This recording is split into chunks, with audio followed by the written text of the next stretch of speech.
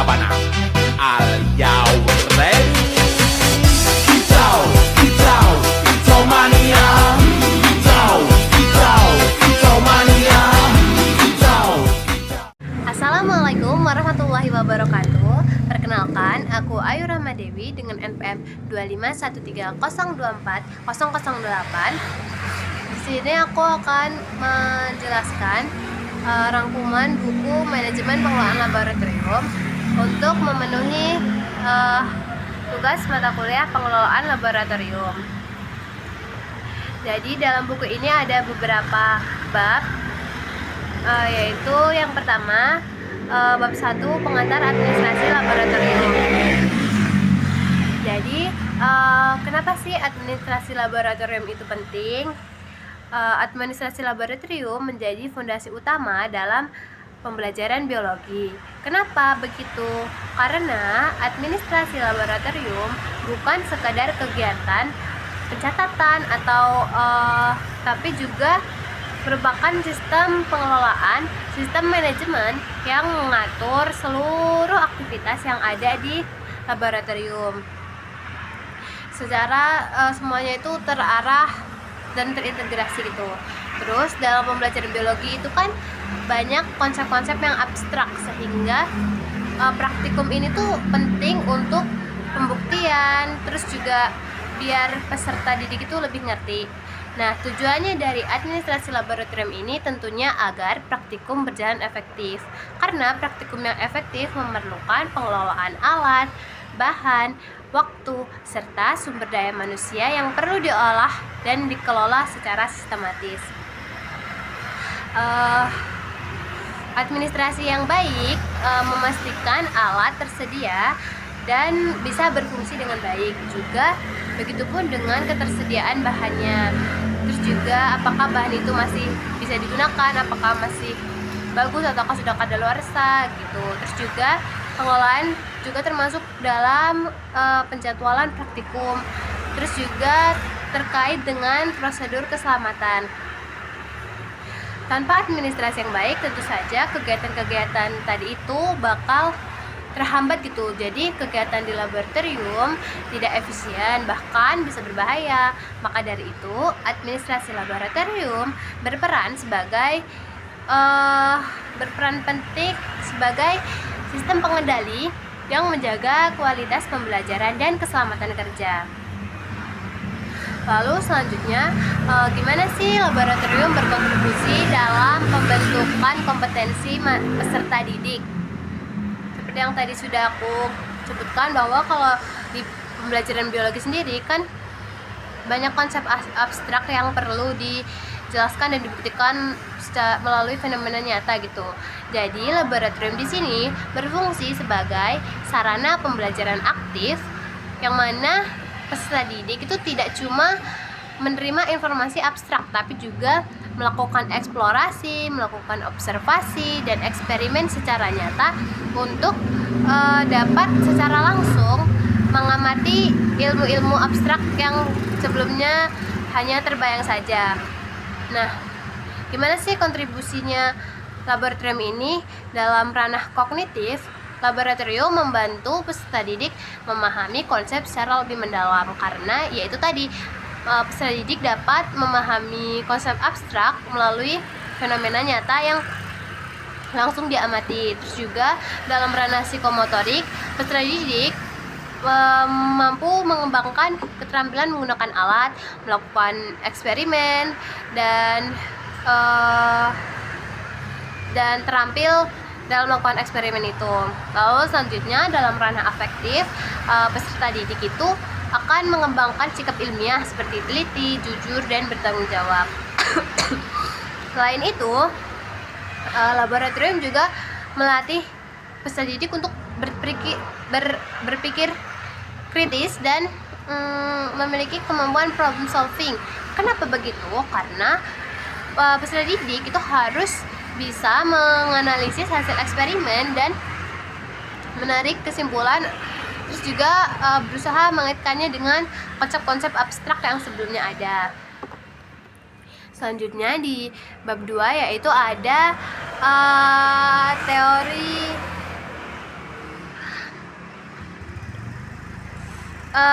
teori dasar administrasi laboratorium. Nah, di teori dasar administrasi laboratorium ini tuh akan dijelaskan gimana sih konsep administrasi laboratorium itu diterapkan secara nyata. Jadi dalam laboratorium itu ada prinsip belum baik maaf jadi bagaimana konsep administrasi laboratorium diterapkan secara nyata. Nah, jadi konsep administrasi mencakup 4 fungsi utama, yaitu yang pertama perencanaan, yang kedua pengorganisasian, yang ketiga pengendalian, dan yang terakhir evaluasi. Pada perencanaan atau planning itu tuh dia termasuk kayak menentukan kebutuhan alat, bahan, dan juga mengatur jadwal. Lalu di pengorganisasian itu dia tentang pembagian tugas, tenaga atau orang-orang yang ada di laboratorium. Lalu selanjutnya di pengendalian atau controlling itu tentu saja pengawasan atau memastikan kegiatan tuh berjalan sesuai dengan apa yang sudah direncanakan. Lalu evaluasi tentu saja mengevaluasi apakah menilai efektivitas dan melakukan perbaikan untuk hal-hal yang sekiranya bisa diperbaiki. Misalnya sebelum praktikum pengelola itu menyiapkan alat yang dibutuhkan, mengatur jadwal, mengecek bahan-bahan, dan juga memastikan alat itu bisa untuk digunakan. Lalu selama proses praktikum juga pengelola tidak lepas begitu saja, melainkan mengawasi apakah praktikum berjalan lancar atau apakah terdapat hambatan. Lalu setelah praktikum itu dievaluasi apakah ada hambatan atau sesuatu yang sekiranya bisa diperbaiki. Lalu selanjutnya mengapa pengelolaan sumber daya menjadi aspek penting dalam pengelolaan laboratorium? Tentu saja sumber daya menjadi hal yang penting untuk dikelola di laboratorium. Di laboratorium sendiri sumber daya itu meliputi alat, bahan, dan tenaga kerja, di mana ketiganya ini saling berhubungan. Misalnya alat tanpa bahan itu juga untuk apa? Terus juga alat tanpa manusia yang menggunakannya juga tidak akan berguna. Bahan tanpa alat juga tidak bisa diolah. Terus juga tenaga tanpa alat juga tidak akan efektif. Jadi sumber daya dalam laboratorium ini itu saling berkait. Pengelolaan laboratorium perlu dilakukan dengan baik agar sumber daya ini tuh semuanya sama-sama optimal dan lebih efektif serta efisien. Terus juga apabila pengelolaan itu buruk, itu dapat menyebabkan pemborosan anggaran, terus juga keterlambatan praktikum atau hambatan-hambatan lain dalam praktikum. Lalu juga dapat juga menyebabkan kecelakaan kerja apabila semisal ada alat yang ternyata rusak atau atau bahan yang ternyata membahayakan gitu. Nah, kalau misal pengelolaannya baik kan pasti efisiensi meningkat dan hasil eksperimen juga berkualitas gitu. Lalu selanjutnya itu tentang prinsip-prinsip pengelolaan laboratorium, yaitu keteraturan, keterbukaan, dan akuntabilitas. Jadi keteraturan itu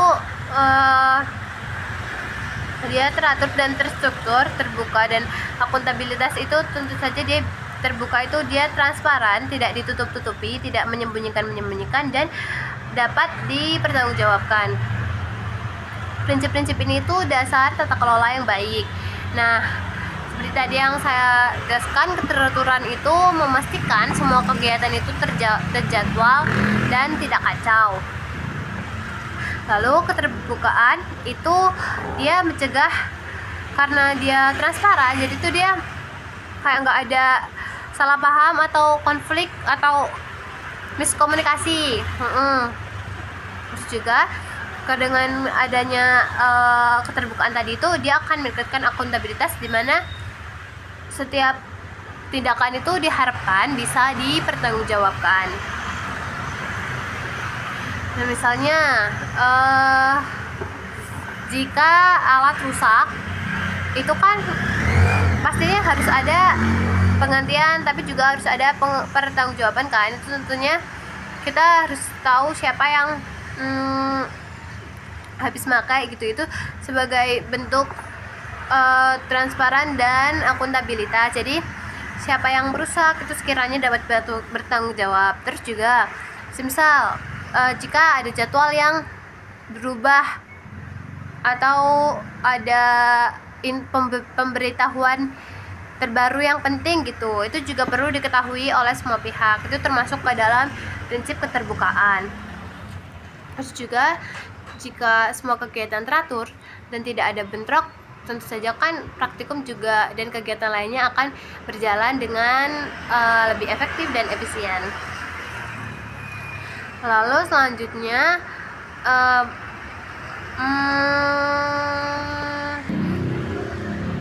yaitu tentang pengambilan keputusan yang apakah itu mempengaruhi kinerja di laboratorium. Tentunya iya mempengaruhi, karena dapat menentukan efisiensi dan keselamatan. Keputusan tentunya harus diambil juga bukan berdasarkan asumsi, namun berbasis data dan kebutuhan. Misalnya kapan sih harus membeli alat gitu kan, itu tentunya harus dilihat berdasarkan data penggunaan, data kondisi alat, bukan berdasarkan pengen beli jadi beli, bukan. Lalu juga menentukan jadwal, itu juga perlu diperhatikan berdasarkan ukuran ruangan, terus juga jumlah praktikan gitu-gitu, bukan cuma berdasarkan siapa yang mau duluan. Lalu juga menentukan bahan, itu juga sama berdasarkan kebutuhan eksperimen, jadi nggak bisa asal-asal. Lalu juga ketika keputusan itu buruk atau keputusan itu asal-asalan dan ditentukan kayak ngasal gitu tanpa pertimbangan yang baik, itu bisa menyebabkan kayak hambatan dalam praktikum, kayak misal kekurangan alat atau kekurangan bahan. Terus juga dia bisa menyebabkan pemborosan anggaran. Terus juga yang membahayakan itu dapat mengakibatkan kecelakaan kerja akibat kerusakan alat, atau mungkin ketidaksediaan atau mungkin bahan yang sudah tidak layak pakai, seperti itu. Selanjutnya bab 3 yaitu bab 3 tentang inventaris sarana dan prasarana. Oke, jadi sebenarnya inventaris itu adalah pencatatan, pendataan gitu-gitu. Jadi kalau inventaris sarana dan prasarana, tentu saja pencatatan dan pendataan sarana dan prasarana yang ada di laboratorium.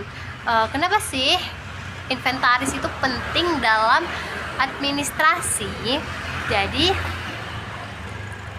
inventaris itu memberikan data yang akurat tentang aset laboratorium, di mana data ini penting untuk pengambilan keputusan tadi itu kan. Terus juga untuk perencanaan, untuk pengadaan, dan juga untuk pemeliharaan alat, audit, dan evaluasi. Nah, karena di inventarisasi itu tadi pencatatan, jadi tuh dia misal kita tuh bisa untuk pemeliharaan alat itu kita bisa lihat dari inventaris itu, apakah alat ini masih berapa sering sih dia dirawat, berapa kondisinya tuh masih sebagus apa gitu. Nah, tanpa inventaris, pengelola itu akan sulit untuk tahu apakah kondisi alat tersebut baik, apakah kondisi bahan tersebut lengkap, alat mana yang rusak, alat bahan mana yang habis, seperti itu. Atau juga karena inventaris ini berguna dan membantu dalam perencanaan dan pengadaan, kalau nggak ada inventaris tentu saja akan bingung tentang apa yang perlu dibeli, bisa juga malah membeli yang tidak dibutuhkan dan berakhir pada pemborosan. Lalu selanjutnya bagaimana teknologi meningkatkan efisiensi inventaris. Nah, kalau inventaris tadi kan pencatatannya itu dapat dilakukan secara manual, bisa juga dilakukan secara digital. Kalau manual tentu saja menggunakan alfanumerik seperti itu, pengkodaan alfanumerik. Lalu kalau untuk menggunakan teknologi digital itu bisa seperti barcode, terus juga software, terus RFID, dan terus juga yang mana dengan penggunaan teknologi itu ini lebih memungkinkan untuk pelacakan secara real time, terus juga mengurangi kesalahan manusia. Kalau misal secara manual itu kan bisa aja dari manusia itu kurang teliti, atau mungkin ada penulisan yang salah, atau penulisan yang kurang jelas, atau rusak oleh apa gitu, misal tertutup debu atau termakan waktu gitu. Terus juga kalau menggunakan teknologi ini, dia akses datanya tentu saja lebih cepat. Misal contohnya itu dengan misal kita menggunakan inventaris, menggunakan scan barcode yang kita tempelkan pada alat, yang mana kalau kita scan barcode itu kita akan langsung tahu gimana sih kondisinya, di mana lokasinya, dan gimana riwayat alatnya. Tentu saja itu lebih memudahkan, baik dari tenaga, baik dari ruang yang digunakan dan waktu yang digunakan juga. Lalu selanjutnya mengapa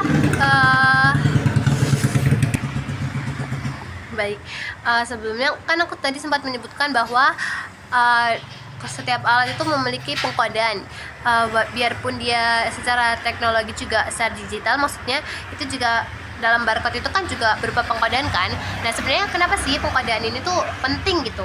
Nah, dalam laboratorium terutama laboratorium yang besar, jumlah alatnya itu bisa banyak sekali, bisa ratusan atau mungkin ribuan. Nah, kalau tanpa kode, alat itu akan sulit dilacak lokasinya, terus juga kondisinya dan riwayatnya gitu. Terus juga dia akan sulit dicari, terus rawan tertukar posisi peletakannya gitu. Jadi di sini kode itu berfungsi sebagai identitas unik yang mempermudah pengelolaan, entah itu untuk perawatannya, entah itu untuk kontrolnya, pemeliharaannya, atau penggunaannya juga. Oke, lalu selanjutnya adalah bab 4, yaitu pengadaan dan inventarisasi. Ini masih terkait dengan inventaris tadi. Tadi kan sempat disebutkan bahwa inventaris itu penting untuk salah satunya untuk perencanaan pengadaan kan. Nah, sebenarnya kalau dalam perencanaan pengadaan itu dia harus nggak bisa asal juga, karena dia juga harus berbasis data. Kenapa begitu? Tentu saja biar lebih sesuai dengan kebutuhan laboratorium yang tentu saja berubah-ubah dan tidak gitu-gitu aja.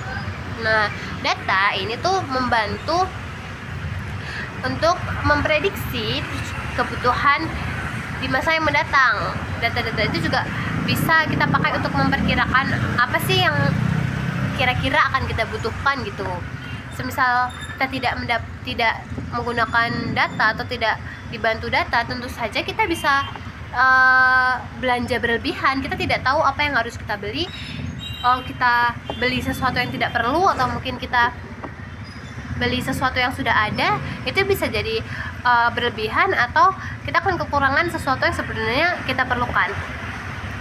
Nah, keduanya itu tentu saja merugikan. Selain pemborosan, terus juga itu dapat menghambat proses praktikum, dan tentu saja kegiatan lainnya tidak akan berjalan efektif.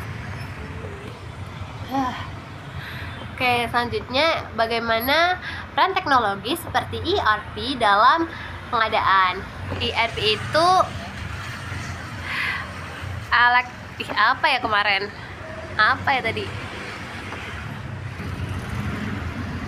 selanjutnya bagaimana peran teknologi seperti IRP atau Enterprise Resource Planning dalam pengadaan barang dan alat atau yang ada di laboratorium. Jadi Enterprise Resource Planning itu mengintegrasikan semua data seperti stok, penggunaan, dan pemesanan untuk sehingga pengadaan itu dapat lebih cepat dengan data yang lebih akurat dan keputusan yang juga tepat.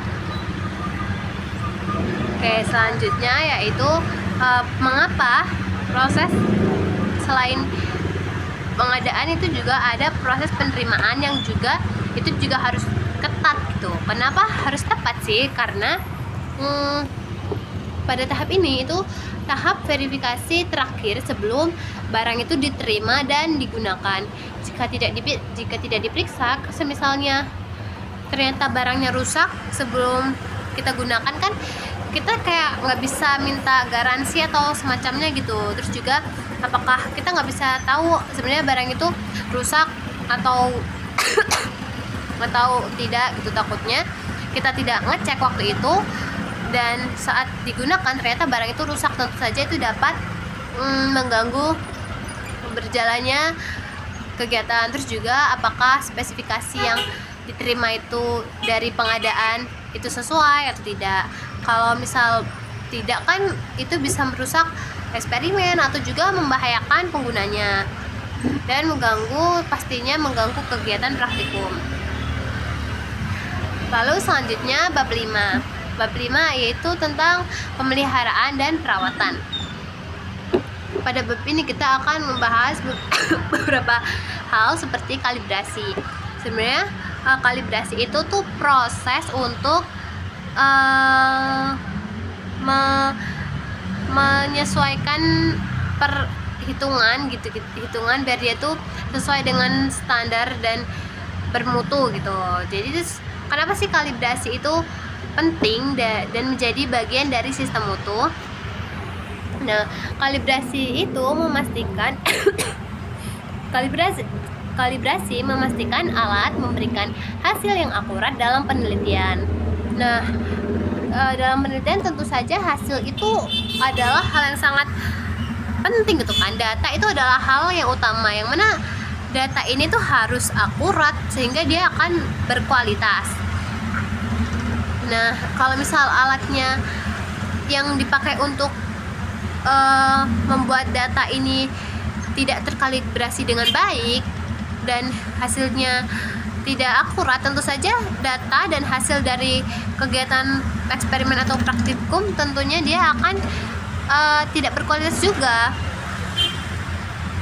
Hasil eksperimen atau praktikum bisa saja salah, terus juga kesimpulan yang diambil hasilnya itu tidak valid. Terus juga hal ini dapat berdampak besar terutama dalam penelitian ilmiah. Terus juga apabila semisal dalam ranah medis yang mana berkaitan dengan kesehatan.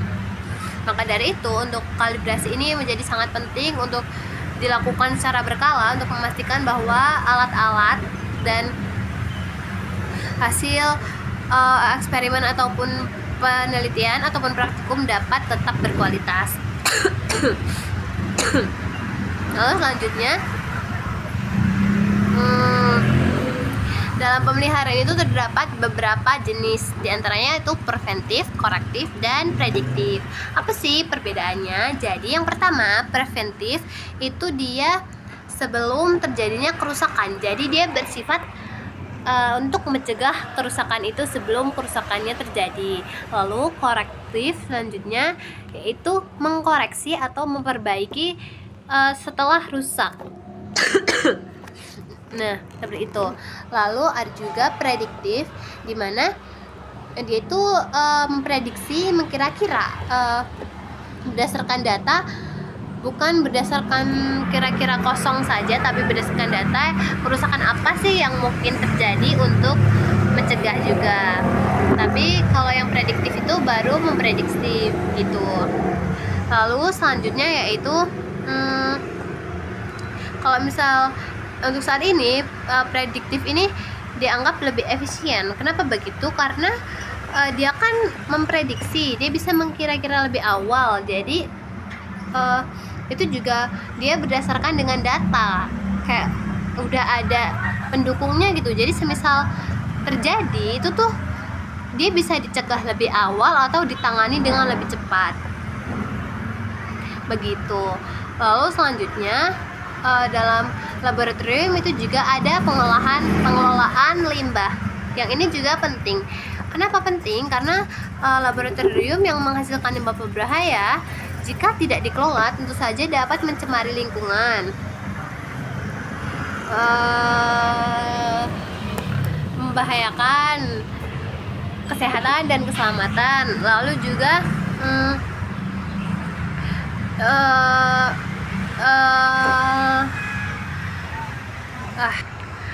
dalam laboratorium juga terdapat pengelolaan limbah, yang mana ini juga penting dalam pengelolaan laboratorium. Jadi laboratorium menghasilkan limbah berbahaya yang apabila tidak dikelola itu dapat mencemari lingkungan dan membahayakan kesehatan.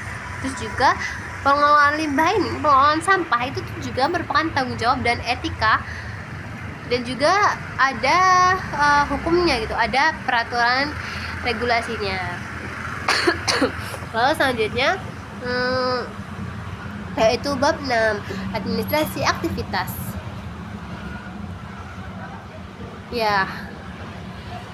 Nah, di bab ini itu terkait seperti penjadwalan dan juga penjadwalan dan dokumentasi atau sesuatu atau keberjalanan dari aktivitas laboratorium. Nah, mengapa sih di laboratorium praktikum itu harus dijadwalkan secara sistematis? Simpelnya ya biar gak nabrak-nabrakan, biar semuanya itu berjalan dengan baik, terstruktur, dan juga ya lancar aja gitu. Jadi laboratorium itu pastinya memiliki keterbatasan ruang, alat, waktu, dan juga tenaga gitu. Kalau nggak ada jadwal pasti bakal bentrok, praktikum juga nggak akan berjalan dengan lancar, terganggu gitu. Jadi jadwal di sini memastikan bahwa semua kegiatan akan berjalan efisien dan efektif untuk mencapai tujuan pembelajaran yang diharapkan. Selanjutnya, mengapa sih ini terkait tentang peminjaman alat, yang mana ini harus terdokumentasi, harus tercatat gitu. Tujuannya apa? Agar alat itu tidak hilang, tidak tercecer sembarangan gitu. Terus juga agar kondisi alat itu bisa terpantau. Terus juga untuk tadi bentuk akuntabilitas tadi, untuk tanggung jawab. Jadi semisal suatu alat itu habis dipakai dan terdapat apa gitu bagiannya yang kurang, itu bisa dipertanggungjawabkan ke yang terakhir minjem kalau kita tahu dan kalau itu terdokumentasi. Jadi kita bisa tahu gitu. Jadi untuk mencegah kehilangan itu tadi. Terus juga tentu saja hal ini meningkatkan disiplin dari si pemakainya. Jadi si pemakai ini nggak seenaknya gitu pakai alat yang bukan punya dia, tapi dia seenaknya gitu. Selanjutnya dalam manajemen laboratorium itu juga ada logbook. Logbook itu alat dokumentasi untuk mencatat peminjaman alat tadi. Itu kayak siapa sih yang habis pakai alat, terus kapan sih alat itu digunakan, kondisi alat sebelum dan setelahnya gimana gitu. Fungsinya untuk apa? Tentunya untuk monitoring, untuk ngawasin, untuk catatan sebagai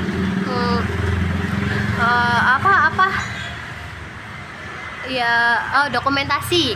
Terus juga untuk menjamin keselamatan juga. Terus juga selanjutnya itu dapat digunakan sebagai bahan evaluasi. Lalu setelah itu kita sampai ke bab 7.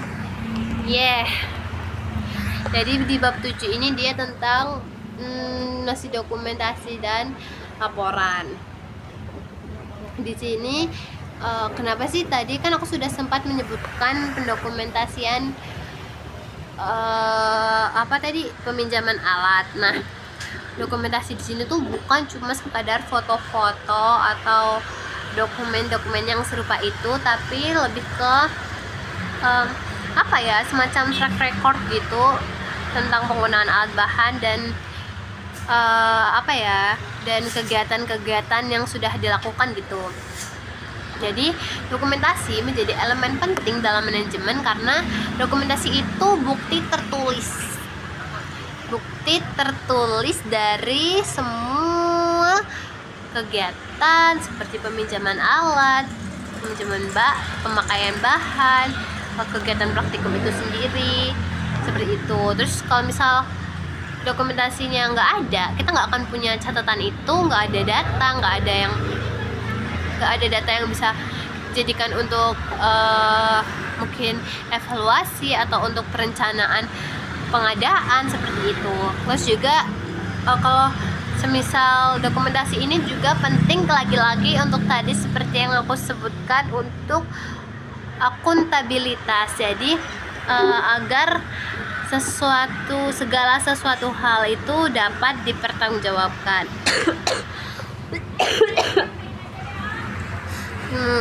Seperti itu. Terus juga dokumentasi itu juga mendukung akreditasi laboratorium. Lalu selanjutnya ada juga surat menyurat dalam operasional laboratorium. Surat itu kayak ya surat media tuh, kalau di laboratorium surat itu kayak sebagai media komunikasi yang formal, yang mana surat ini tuh kayak bisa untuk menyampaikan informasi, mengatur kegiatan, terus juga dapat menjadi bukti administratif.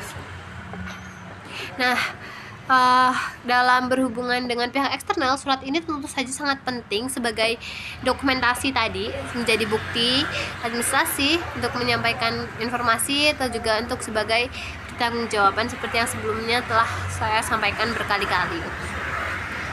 Lalu di sini selanjutnya itu mengapa SOP sangat penting. Jadi SOP adalah standar operasional prosedur yang juga ada dalam manajemen pengelolaan laboratorium. Kenapa? Tentu saja semua kegiatan pastinya butuh SOP ya. SOP ini penting untuk memastikan semua kegiatan itu dilakukan dengan cara yang sama dan benar sesuai dengan standar. Kalau misal nggak ada SOP itu tuh kayak kegiatan itu nggak ada konsistennya, yang mana setiap orang pasti kan punya caranya masing-masing, maka entah hasilnya juga nggak konsisten, terus juga memungkinkan ada kesalahan seperti itu. Nah, SOP ini tuh meningkatkan konsistensi, efisiensi, juga keselamatan tentunya kan, karena ada SOP keselamatan kerja juga. Nah, selanjutnya itu pengarsipan. Kalau tadi sudah membahas tentang dokumentasi, tentu juga ada pengarsipan yang mana dokumentasi tadi harus diarsipkan.